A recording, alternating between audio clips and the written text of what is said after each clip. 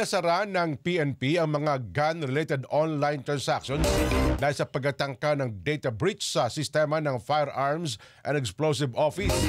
Sinabi ng PNP Chief Information Officer Colonel Jean Fajardo na ginawa ang shutdown sa kahilingan ng Police Information Technology and Management System. Isinara ng PNP ang mga online system ng kanilang frontline services bilang preventive measures. Magiging decentralized ang frontline services ng PNP habang ang mga otoridad ay naglalagay po ng karagdagang pinahusay na security measures para po sa mga sistema nito.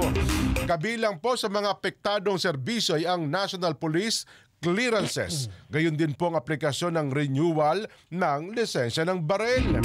Isang character actor na kinilala bilang FH1NS ang sangkot sa tangkang data breach.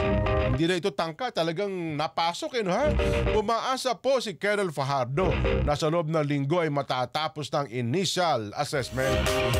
Kaya nga atin dito na zona, mga kabayan, sampulan nyo, maghuli kayo, di ba? Para madala yung mga taong gumagawa nito. Yes. Ayo.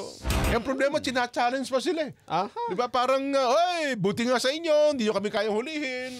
Catch me if you can. Parang ganun Mahina kasi nga yung Yung DICT. Oo, mahina. Wala.